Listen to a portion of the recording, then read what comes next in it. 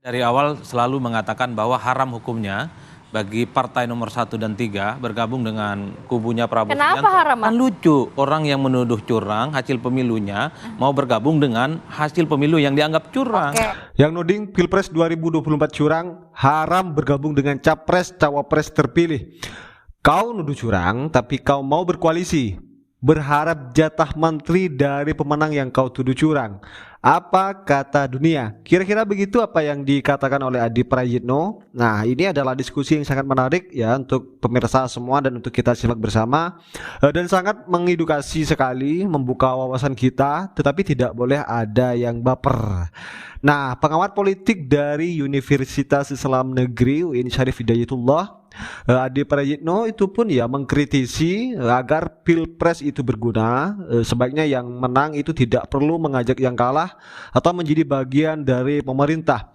Nah, kemenangan Pilpres itu adalah hadiah dari rakyat dan untuk memberikan kesempatan dan membuktikan kinerjanya kepada masyarakat. Nah, sementara yang kalah biarkan di luar kekuasaan berjalan di tempat yang sunyi jadi oposisi sebagai bentuk hukuman rakyat yang tidak memilih mereka. Nah, Adi Prayitno itu mengatakan bahwa perlunya sistem berdemokrasi itu ada pihak dalam pemerintahan dan ada di luar pemerintahan atau istilah check and balance ya. Nah, menurut Adi ya, Pilpres itu terasa aneh jika yang kalah itu dirangkul atau menawarkan diri menjadi bagian koalisi pemerintah. Seakan-akan Pilpres itu hanya iseng-iseng berhadiah karena di ujung permainan ya itu semua menyatu dalam koalisi. Ini jahat bagi rakyat. Nah, ini menurut Adi pemirsa. Adi yang juga Direktur Parameter Politik Indonesia itu mengatakan bahwa mestinya yang kalah itu biarkan jadi oposisi, hukum dia agar tidak menikmati manisnya kekuasaan. Ya kira-kira ya seperti itu kurang lebih apa yang dikatakan oleh Adi Prayitno. Tetapi juga sebelum ke video silakan tekan tombol subscribe-nya pemirsa semua biar kalian juga tidak ketinggalan informasi terbaru dari channel ini. Ya seperti apa videonya mari kita simak bersama, dan ini sangat menarik sekali ya pemirsa semua, dan mari kita simak secara teliti dan baik biar tidak timbul kecemburuan. Kalau bicara tentang merangkul dalam konteks menyamakan persepsi bahwa Pilpres sudah selesai, saya kira oke. Kalau tafsir dari merangkul itu harus mengajak mereka dalam koalisi bersama, harus sharing power jadi menteri, saya kira kurang tepat ya. Saya dari awal selalu mengatakan bahwa haram hukumnya bagi partai nomor 1 dan 3 bergabung dengan kubunya Prabowo Subianto. Kenapa haram, Mas Adi? Ya jelas dong, mereka kan menuduh hasil Pilpres itu penuh dengan kecurangan. Ya. Kan lucu, orang yang menuduh curang hasil pemilunya mau bergabung dengan hasil pemilu yang dianggap curang. Jadi supaya ada pernyataan dan sikap politik yang inline dan sama. Jadi supaya panggung depan dan panggung belakang sama. Betul. Gitu ya, jangan panggung belakang minta masuk koalisi, panggung depan minta didiskualifikasi gitu. Artinya apa? Kalau memang partai-partai 1 dan 3 ini mengatakan hasil Pilpres kali ini curang, untuk apa bergabung dengan hasil pemilu yang curang? Tapi kan partai politik butuh juga untuk keberlangsungan. Kalau nggak masuk ke pemerintahan bagaimana? Itulah problemnya. Saya sering mengatakan di tempat ini juga, seringkali narasi-narasi dan tuduhan kecurangan itu hanya lip service, hanya di permukaan. Karena secara prinsip setelah Pilpres usai, KPU memutuskan, MK juga memutuskan siapa yang memenangkan Pilpres. Partai-partai yang selama ini menuduh ada indikasi kecurangan, ada kedoliman dalam Pilpres, itu berkongsi menjadi satu sama yang lain. Bagi saya, apa yang kemudian muncul dalam pikiran kita? Elitlah yang sebenarnya memprovokasi rakyat. Mereka yang kemudian memberikan contoh yang tidak baik, bahwa sebenarnya kecurangan itu hanya sebatas narasi karena dia dirugikan secara elektoral. Bahkan kalau mau konsisten sebenarnya, kalau saya di kubu 1 dan 3, saya akan mengatakan nggak boleh bergabung dengan Prabowo. Haram hukumnya. Haram hukumnya, karena itu adalah hasil pemilu yang menurut mereka terindikasi penuh dengan kecurangan.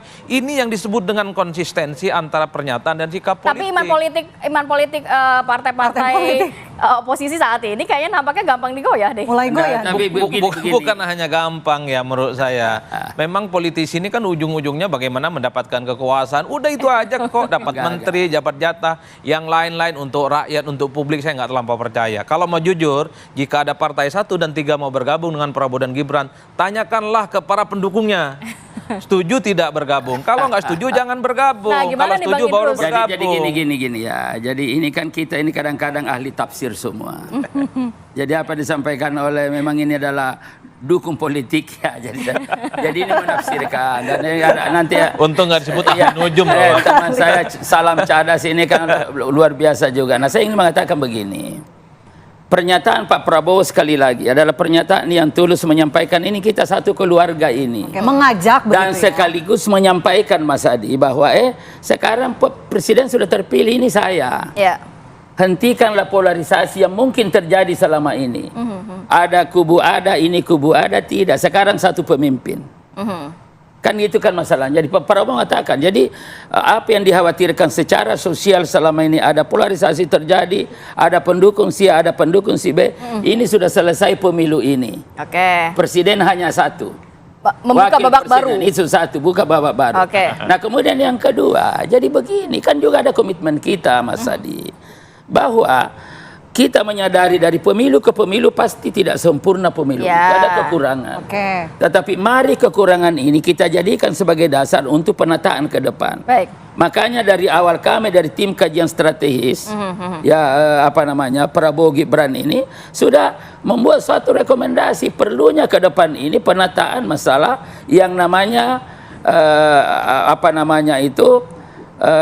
etik kehidupan kebangsaan itu, etika kehidupan kebangsaan yang oleh Bang Jimli sekali lagi, kalau tadi beberapa kali mengungkapkan, saya juga beberapa kali mengungkapkan di sini, perlunya segera ditindaklanjuti. Ya. TAP MPR nomor 6 itu tentang etika kehidupan kebangsaan. Oke. Jadi ada ini supaya nanti jangan lagi ada perdebatan dan tuduhan tanpa dasar, kurang etik, tidak bermoral. Oke. Nah, Kalau itu saya setuju, Nah, Bang. iya makanya jadi masih ada satu tambah biar nanti. Masih ada satu lagi. Singkat saja, Pak. Kemudian Mas Adi. kita juga sudah merekomendasikan supaya Ya. segera, dan ini saya kira ini Salam Cadas ahlinya ini sebagai ahli tata negara. Nanti kita juga akan tanyakan pendapatnya Nah, ini ke bahwa Bang Refli. evaluasi terhadap Undang-Undang Dasar 45 kita sebagai hasil Baik. amandemen 4 tahap itu. Ya. Itu kan perlu evaluasi dan banyak catatan-catatan. Ya, Karena oke. itu perlu segera Baik. di amandemen dalam rangka penataan. Oke, siap. Banyak catatan. Bang Idrus, Catatan. sedikit.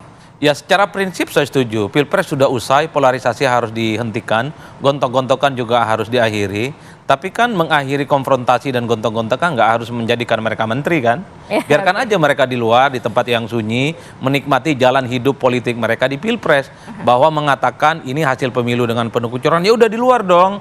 Mereka punya visi misi yang beda, mereka nggak setuju IKN, mereka nggak setuju pindah ibu kota, ya sudah nikmati. Oke. Untuk apa berkoalisi dengan orang yang jelas-jelas IKN akan dibangun, ibu kota akan dibangun, infrastruktur juga akan dimaksimalkan.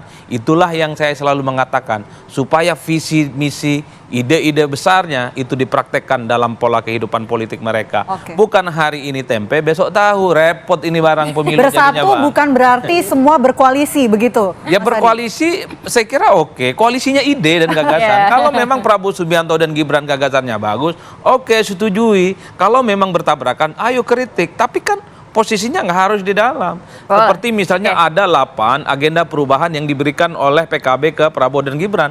Jangan-jangan yang 8 itu adalah sesuatu yang selama ini berseberangan. Baik. Tentang IKN, nggak tentang hutang, yang selalu mereka sampaikan kepada publik. Baik. Kalau melihat kecenderungan per hari ini, sepertinya desain koalisi Prabowo dan Gibran itu koalisi sedang. Tidak gemuk dan tidak kurus. Oke. Ideal dong. Karena ada kecenderungan hanya 2 partai yang paling mungkin ya diajak berkoalisi. Misalnya Nasdem dan PKB.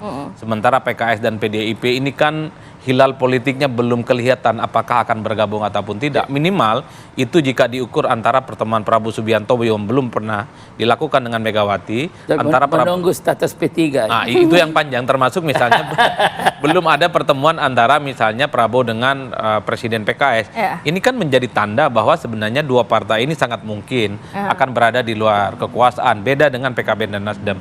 Kalau PKB dan Nasdem berkoalisi dengan Prabowo Subianto dan Gibran, itulah yang saya sebut sebagai koalisi sedang. Karena tidak semua partai politik akan diajak di dalamnya. Tapi bagi saya 2 partai ini sudah kebanyakan. Bagi saya idealnya untuk kebutuhan mengamankan kepentingan politik parlemen, karena gabungan 4 partai pendukung Prabowo dan Gibran hari ini itu kan cuma 43%. Ya. Tentu itu tidak kondusif, parlemen itu akan banyak protes dan resistensi. Minimal hanya 1 partai lah yang digabung. Tinggal pilih PKB atau Nasdem. Itu yang saya sebut sebagai koalisi minimalis. Yang penting kekuatan politik Prabowo dan Gibran sudah 50% +1. Selebihnya biarkanlah partai-partai itu berada di luar kekuasaan. Check and balances, oposisi, dia memberikan dissenting opinion, perbedaan-perbedaan pendapat dengan segala hal yang terkait dengan kebijakan Prabowo dan Gibran. Saya kira itu sehat, saya kira itu bagus dalam demokrasi kita. Meski belum pernah ada portofolio politiknya, karena salah satu cacat bawaan dalam sistem presidensialisme multipartai itu kan ada satu istilah yang disebut dengan presiden minority. Seringkali presiden yang terpilih itu dia minoritas di parlemen. Prabowo kemudian Jokowi dan SBY di periode pertama mengalami itu semua. Oleh karena itu berkoalisi dengan pihak yang kalah itu kewajiban. Cuman rumusnya mau ngajak banyak, mau ngajak sedang atau ngajak sedikit. Bagi saya ngajak sedikit aja, hanya sebatas untuk memperkuat parlemen gitu ya. supaya kalau ada voting, protes dan resistensi minimal parlemen ini aman. Kalau semuanya diajak koalisi, ini koalisi nggak gemuk, berjalan dengan- ini Tadi gemoy. minim kritikan kalau kata Mas Eno jadinya. Bukan hanya mirip kritikan, semua kebijakan politik pemerintah yang tidak pro rakyat, yang ini tidak berpihak kepada kepentingan publik akan diwujudkan dan itu disahkan sebagai keputusan yang sangat kontroversial. Undang-undang KPK, revisi Undang-Undang ITE, kemudian Ciptaker dan seterusnya. Itu kan banyak diprotes oleh kelompok-kelompok aktivis dan masyarakat kita secara umum. Tapi karena parlemen ompong tidak punya sikap, mayoritas berada di kekuasaan. Jadi kebijakan yang sekalipun itu bertentangan dengan hati nurani rakyat, dia lolos sebagai sebuah kebijakan. Ini tentu bahaya bagi demokrasi. Baik. Oke. Ya, saya rasa cukup ya terkait dengan pemaparan Adi Prayitno sebagai pengamat politik. Ya, seperti apa komentar kalian, tulis di kolom komentar. Dan sekali lagi jangan lupa tekan tombol subscribe-nya ya pemirsa semua, biar kalian juga tidak ketinggalan informasi-informasi terbaru dari channel ini. Dan salam demokrasi dan salam NKRI.